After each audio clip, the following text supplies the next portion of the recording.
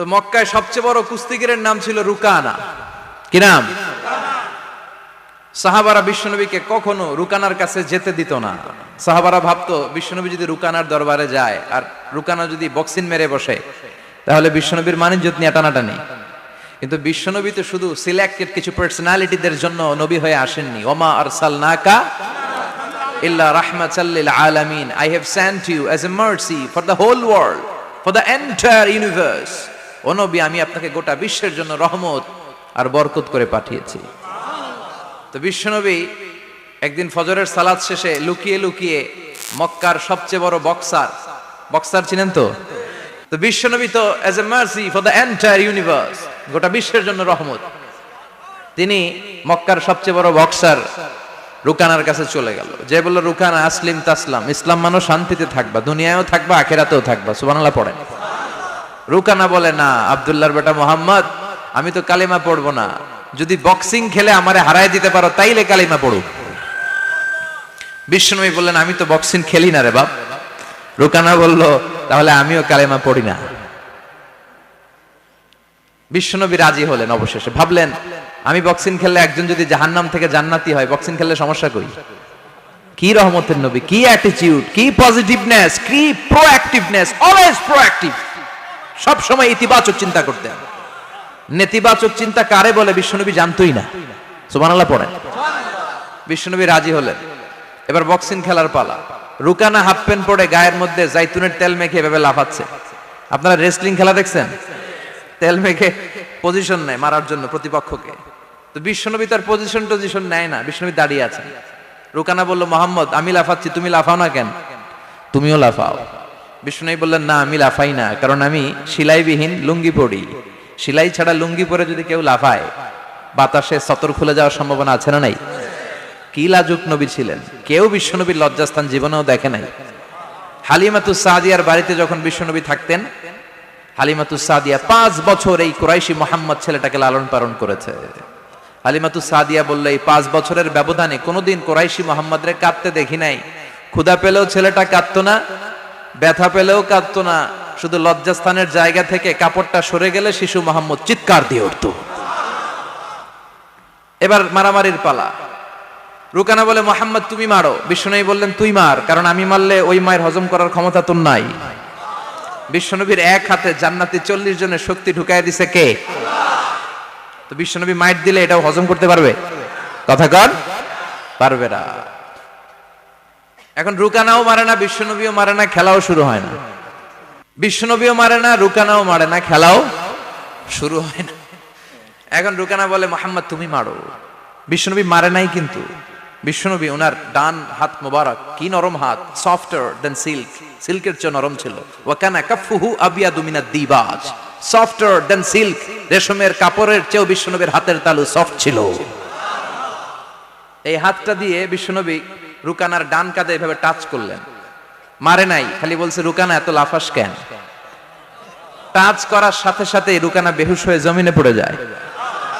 সবাই তো অবাক, ঘটনা কি, ঘটনা কি, কি মিরাকেল, কি অলৌকিকত্ব। পানি ঢেলে রুকানারে হুঁশ ফিরানো হয়েছে। সবাই বলে, রুকানা তুই তো অনেক বড় পালোয়ান, আব্দুল্লাহর বেটা মোহাম্মদ ঘুষিও দিল না, লাথিও মারলো না, বেহুশ হইলি কেন?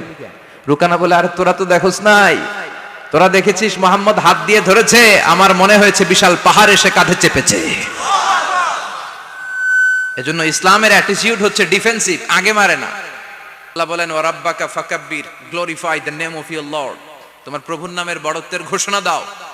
আসুন আমরা আল্লাহর নামের বড়ত্বের ঘোষণা দেই। আমরা ভাগাভাগি করে 3টা তাকবীর পড়ব। প্রথম তাকবীর পড়বেন যারা বিবাহিত আছেন তারা, দ্বিতীয় তাকবীর অবিবাহিত যারা তারা, তৃতীয় তাকবীর সবাই মিলে। রাগ করতেছেন? বিবাহিত কারা কারা আসছেন দেখি তো? মাশাআল্লাহ, আমিও আছি আপনাদের দলে, মশির ভাইও আছে ইনশাআল্লাহ। হাত নামান। অবিবাহিত কারা কারা আসছে দেখি? এই এক হাত করে তোল। সংখ্যা বাড়ানোর জন্য 2 হাত তুলতেছে। মাশাআল্লাহ, এরাও কম না, এরাও কম না, স্টেজেও আছে 2-1 জন। আল্লাহ এদেরকে তাড়াতাড়ি ডবল বানায় দাও। চিন্তা নাই, দেশে আমাদের বোনদের, নারীদের সংখ্যা যেভাবে বাড়তেছে, কপালে 2-3টা করেও জড়তে পারে। যদিও এদেশে প্র্যাকটিসটা ওইভাবে হয় নাই, কিন্তু এটা কিন্তু সুন্নাহ। এটা কি সুন্নাহ? তো আমরা প্রথমে তাকবীর পড়ব যারা বিবাহিত আসছি তারা, এরপরে তাকবীর পড়ব যারা অবিবাহিত আসছি তারা, এরপরে সবাই মিলে।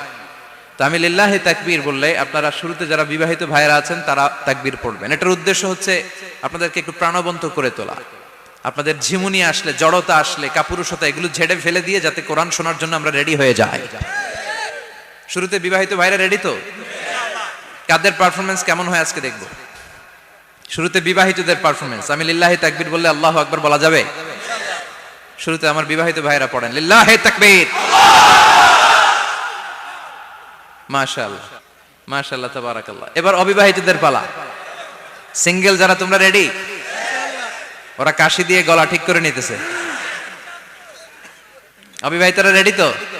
বিবাহিতদের হারায় দেওয়া যাবে? এবার তোমরা তাকবীর দাও লিল্লাহি তাকবীর। ওরে আল্লাহ, দেখাই দিছে একেবারে। মাশাআল্লাহ তাবারাকাল্লাহ। এবার সবাই মিলে তিনটা তাকবীর পড়বো, পারা যাবে মুসলমান? লিল্লাহি তাকবীর, লিল্লাহি তাকবীর, লিল্লাহি তাকবীর। আল্লাহ আমাদের তাকবীরগুলো তুমি কবুল করো। তখন তারাও বাধ্য হয়ে পড়ে আল্লাহু আকবার। তাহলে বুঝা গেল আমাদের কোনো ক্ষমতা টমতা কিচ্ছু নাই, আসল ক্ষমতার মালিক একজন। চিল্লায় বলেন তিনি কে? সে আল্লাহ বললেন তাবারাকাল্লাযী বিয়াদিহিল মুলকু ওয়া হুয়া আলা কুল্লি শাইইন কাদির। সুমহান সেই সত্তা যার হাতে ক্ষমতা, ক্ষমতা কার হাতে?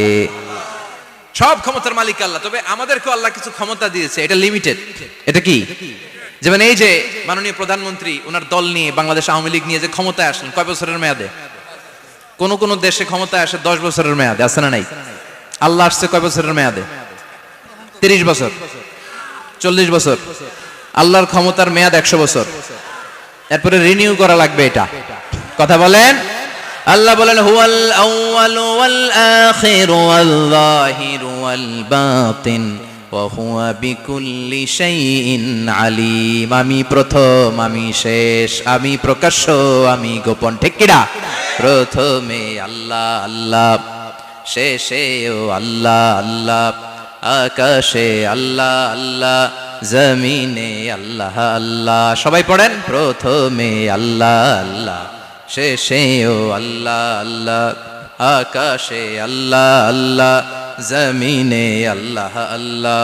নিখিল জাহান গায়ে গুণগান তার নামে গায়, আমরাও গাহি তাআলা হামদে বারি তাআলা, হামদে বারি তাআলা, হামদে বারি তাআলা। সুবহানাল্লাহ পড়েন। আল্লাহ বলে আমার ক্ষমতা তোদের মতো 5 বছরের মেয়াদে না, 10 বছরের মেয়াদে না, 20 বছর 30 বছরের মেয়াদে না, আমি চিরকালের জন্য ক্ষমতার চেয়ারে বসা। চিরকালীন মেয়াদ, সৃষ্টির সূচনার আগ থেকে তিনি আছেন, অনাদিকাল পর্যন্ত তিনি থাকবেন। তার ক্ষমতার মেয়াদ আনলিমিটেড মেয়াদ। চিৎকার করে বলেন ঠিক কিনা? আবার পৃথিবীর অনেক দেশে দেখবেন ডেমোক্রেটিক সিস্টেমে, আমাদের দেশেও তো গণতান্ত্রিক সিস্টেমে ভোটাভুটির মধ্য দিয়ে ক্ষমতায় আসে না? যাদেরকে ভোট দেওয়া হয় বেশি তারা ক্ষমতায় চলে যায়। আল্লাহ তো ভোটে আসছে ক্ষমতায়, কথা কন তো কেমনে আসছে? কারচুপি করে। কথা বলেন। আল্লাহ ভোটে আসা লাগে নাই, কেউ তাকে ভোট দেওয়া লাগে না। আবার অনেক দেশে আছে মোনার্কি সিস্টেম, রাজতন্ত্র, রাজার পোলা রাজা, আল্লাহর বাপ ছিল রাজা, এই জন্য আল্লাহ রাজা। কথা বলেন না, আল্লাহ রাজতন্ত্রের সিস্টেমেও আসে নাই। আবার অনেক দেশে আছে ডিক্টেটরশিপ, একবার ক্ষমতা পাইলে মাগার চেয়ার ছাড়ে না, আছে না নাই? 20 বছর 30 বছর চলতেই থাকে, আছে না নাই? আল্লাহ কি এই সিস্টেমে আসছে? আল্লাহর ক্ষমতার সাথে পৃথিবীর কারো ক্ষমতার কোনো মিল নাই। চিৎকার করে বলেন ঠিক কিনা? আবার অনেক দেশে কোয়ালিশন করে ক্ষমতায় যেতে হয়, জোট করে। জোটের রাজনীতি এদেশে আছে না নাই? 4 দলীয় জোট, 10 দলীয় জোট, 14 দলীয়, 18 দলীয়, 20 দলীয়, মহাদলীয়, মহাজোট, সামনে হবে মহাজোট। কথা ঠিক কিনা বলেন? তো আল্লাহ কিরকম জোট করে আসা লাগছে? কথা বলেন। তার মানে আল্লাহর ক্ষমতা আমাদের ক্ষমতা এক নয়। আবার পৃথিবীর অনেক দেশে গণ অভ্যুত্থানের মাধ্যমে অনেককে ক্ষমতা থেকে নামানো হয়, ঠিক কিনা? গণ অভ্যুত্থান হয় না, সেনাবাহিনীরা কু করে না, মিলিটারি কু করে ক্ষমতা থেকে নামায়। তো আমরাও যদি আল্লাহর বিরুদ্ধে একটা আন্দোলন করি, আল্লাহ তো নেমে যাবে, নামানো যাবে না? আচ্ছা আমরা পারলাম না, জিনেরা যদি আমাদের সাথে যোগ দেয়, মানুষ জিন ভাই ভাই, আল্লাহর রক্ষা নাই।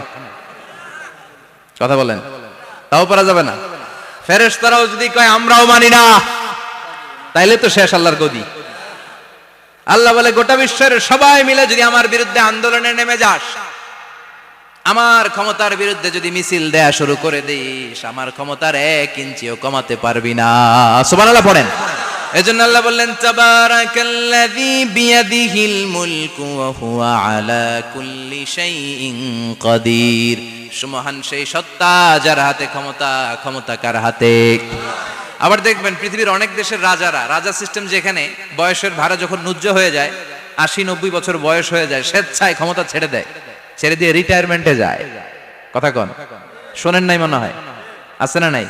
অনেক রাজা স্বেচ্ছায় ক্ষমতা ছেড়ে দিয়ে রিটায়ারমেন্টে যায়, বয়সের ভারে নুজ্জ। তো আল্লাহ তো ওই কবে থেকে ক্ষমতায়, বুড়ো হয়ে গেছে না? কথা কন, এখন আল্লাহর চলতে লাঠি লাগে, আগের মতো ক্ষমতা নাই। চোখে সানগ্লাস লাগে, পাওয়ারওয়ালা গ্লাস ছাড়া আল্লাহ মনে হয় দেখে ডেকে না। কথা কন, যেই ফেরাউনকে আল্লাহ সাগরের জলে ডুবিয়ে মারলো, যেই নমরুদকে আল্লাহ শেষ করে দিল, যেই কারণকে আল্লাহ শেষ করে দিল, সে আল্লাহ আজও আগের ক্ষমতা নিয়ে আছে না নাই? এজন্য বিয়াদিহিল মুলক, তার হাতে ক্ষমতা। ওহু আলা কুল্লি শাইইন কাদির, তিনি চাইলে সব করতে পারেন। তিনি রাজারে প্রজা বানাতে পারেন, প্রজারে রাজা বানাতে পারেন, ধনীরে গরিব বানাতে পারেন, গরিবরে ধনী বানাতে পারেন। তিনি সাগরকে মরুভূমি করতে পারেন, মরুভূমিকে দরিয়া করে দিতে পারেন। তিনি কে? ওয়া হুয়া আলা কুল্লি শাইইন কাদির, তিনি যেটা চান সেটাই করতে পারেন। চিল্লায় বলেন ঠিক কিনা?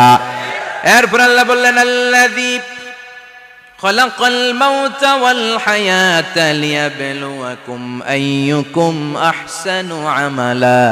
ও আল্লাহর আদেশে দেহে ঢুকে, আল্লাহর আদেশে বের হয়ে যায়, ঠিক কিনা? এই যে ছোট্ট বাচ্চাটার দেহের ভিতরে যে রূহ ঢুকলো, কে দিল? 120 দিনের আগে মানব শিশুর দেহের ভিতরে কিন্তু রূহের ফুৎকার হয় না। সহিহ বুখারীর বর্ণনা 40-40-40, 340-এ কত? কথা বলেন। প্রথম 40-এ থাকে নুতফা, তারপরের 40-এ হয় আলাকা, তারপরের 40-এ হয় মুদগা, sperm drop, blood clot, and then the little flesh. ছোট্ট নাপাক পানি ছিলাম, শুক্রাণু ছিলাম আমরা। কি ছিলাম? শুক্রও ছিলাম না, শুক্রাণু, শুক্রের অণু। 1 ফোঁটা শুক্রের মধ্যে 20 কোটি অণু থাকে, ওই 20 কোটির একটা ছিলাম আমি আর আপনি। সুবহানাল্লাহ বাড়িতে গিয়ে বললেন। ডিম্ব আমরা ছিলাম না, আমরা ছিলাম ডিম্বাণু। ডিম্বের এই ডিম্বাণু আর শুক্রাণু দুইটা মিলে আল্লাহ আমাদেরকে বানায় ফেললেন জাইগট, সেখান থেকে এমব্রয়ো, তারপরে আস্তে আস্তে ইনিশিয়াল স্টেজগুলো শেষে একটার পর একটা স্টেজ পার করে তিনি আমাদেরকে বানালেন আলাকা, সেখান থেকে মুদগা। আমাদের দেহের ভেতরে তিনি স্কেলিটন ভরে দিলেন, কঙ্কাল, মাথার স্কাল দিলেন, খুলি দিলেন, নাক কান গলা দিলেন, আমার রেসপিরেটরি সিস্টেম চালু করে দিলেন। কত ছোট ছিলাম আমি, ক্ষুদ্র ছিলাম আমি। ফালয়ানজুরিল ইনসানু মিম্মা খুলিকা মিম্মাইন দাফিক। মানুষের উচিত তার সৃষ্টি প্রক্রিয়ার দিকে নজর করে তাকানো। বাবার পিঠ থেকে সবেগে নির্গত হওয়া পানি দিয়ে মায়ের পেটে তোমারে ঢুকায় দিল কে? নাপাক পানি থেকে ছোট্ট ব্যাঙ্গাচির মতো ছিলাম, জোকের মতো মায়ের জরায়ুর দেয়ালে লেগেছিলাম। সেখান থেকে বড় করতে করতে আমার রেসপিরেটরি সিস্টেম, আমার হেয়ারিং সিস্টেম, আমার সব সিস্টেমগুলো তিনি আমার দেহের ভিতরে সেট করে দিল। চিল্লায় কোন সুবহানাল্লাহ। 120 দিনের সার্টেন পিরিয়ড শেষে তিনি দেহের ভিতরে রুহের ফুৎকার দিলেন। দেয়া মাত্রই আমার রুহুতে ধপ ধপ ধপ শুরু হয়ে গেছে। ওই যে ধপ ধপ শুরু হয়েছে, আজও থামে নাই। এই ধপ ধপ থামলে বাঁচবেন, দম ফুরাইলে আমরা ঠুস হয়ে যাবো, ঠিক কিনা? হায় রে মানুষ রঙিন ফানুষ, দম ফুরাইলে তবু তো ভাই কারোরই নাই একটুখানি। হায় রে মানুষ রঙিন ফানুষ, রঙিন ফানুষ, হায় রে মানুষ। সুবহানাল্লাহ বলেন। সে আল্লাহ বললেন, গোলাম, জীবন আর মরণের মাঝখানে আমি তৈরি করেছি রুহু। পৃথিবীর বিজ্ঞানীরা সব বানাতে পারে, কম্পিউটার বানাতে পারে, প্লেন বানাতে পারে, হেলিকপ্টার বানাতে পারে, রকেট বানাতে পারে, কিন্তু গোটা বিশ্বের সব বিজ্ঞানীরা মিলে কি রুহু বানাতে পারে নাকি? কথা বলেন। গত বছর সোফিয়া নামে একটা রোবট আসছিল না? কথা কন। ওটা মাথা উঁচু করে নিচু করে কথা বলতে চায়, মানুষের মতো হতে চায়। আসলে কি মানুষ? ওটার মধ্যে কি রুহু আছে? রুহু বানাইতে পারবে কেউ? এই রুহু নিয়ে যে কত গবেষণা, মুমূর্ষ রোগীদের উপর গবেষণা চালিয়েছে অনেক। বুলেট প্রুফ গ্লাসের ভিতরে মুমূর্ষু রোগীকে রেখে রেখে তারা চেক করতে চেয়েছে আমেরিকান বিজ্ঞানীরা যে রুহু কোন দিক দিয়ে বেরোয়। তারা ওজন করে দেখে মানুষ মরে গেলে কোন লাশের ওজন বেড়ে যায়, কোন লাশের ওজন কমে যায়। যেটাতে কমে গেছে 2-1 কেজি কমে যায়, তার অবাক, কিরে আগে ছিল 80 কেজি এখন হয়েছে 78 কেজি, তার মানে 2 কেজি না, এটাই রুহু। এটাই কি? এটা হচ্ছে গবেষণার ধাপ। অনেকগুলো মডিউল তারা আনে, অনেক মুমূর্ষু রোগীকে গ্লাস ফিটিং করা, ইন্টেনসিভ কেয়ারে রেখে তারা অবজার্ভ করে, আর অক্সিজেন মাস্ক খুলে দিয়ে তারা দেখে যে লোকটা ছটফট করে কিভাবে মরে। মরার আগে ওজন মাপ ছিল 80 কেজি, মরে গেছে পরে আবার ওজন দিয়ে দেখে 78 কেজি, কমছে কয় কেজি? বিজ্ঞানে কয় পাইছি, সবাই কয় কি পাইছো? কয় রুহু। কই পাইলেন? কয় আগে 80 এখন 78, 2 কেজি। রুহুর ওজন কয় কেজি? তো বিজ্ঞানীদের সিস্টেম হচ্ছে যে কোনো একটা বিষয়ের উপর গবেষণা চালালে তারা পূর্ণাঙ্গ ডিসিশনে পৌঁছতে পারে না। They couldn't jump to the final conclusion just on one module, based on one module, they cannot do it. তাদের অনেকগুলো মডিউল আনতে হয়। তারা আবার নমুনা আনলো আরেকটা, মুমূর্ষু রোগী, অক্সিজেন চেম্বার লাগানো, মাস্ক লাগানো, এটা খুলে ফেললে মরে যাবে। বুলেট প্রুফ করা গ্লাসের ভিতরে ঢুকিয়ে এটার ওজন মাপ, এটার ওজন 60 কেজি। এবার মাস্ক খোল, মাস্ক খুলছে ছটফট ছটফট করে, এটা শেষ। এবার মাপ দেখ, এবার মাইপা দেখা গেছে 63 কেজি। কয় কেজি বাড়ছে? এক একটার এক এক সিস্টেম হইতেছে, কোনোটা কমে, কোনোটা বাড়ে, কোনোটা কিচ্ছু হয় না। সবাই কয় তাইলে আপনি রুহু পাইলেন কই? আগেরটা কম ছিল, মনে করছিলেন 2 কেজি কমছে, ওইটাই রুহু, এখন 3 কেজি বাইরে গেছে, মিলাইবেন কি দিয়া? কথা কন।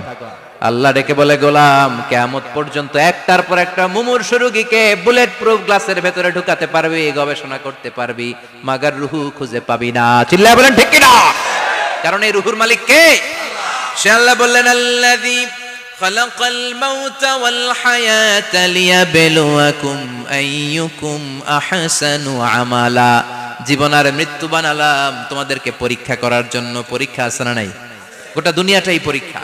আল্লাহ যারে পছন্দ করে বেশি তার পরীক্ষাও।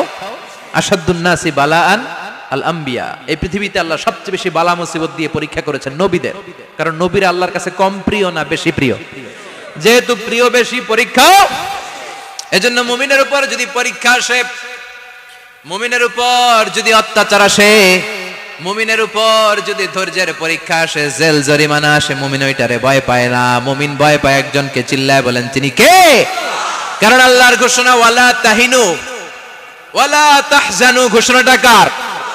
ভয় নাই, তোদের চিন্তা নাই। আনতুমুল আ'লাউনা ইন কুনতুম মুমিনিন। তোমরাই বিজয়ী হবা যদি মুমিন হও, যদি মুমিন হও।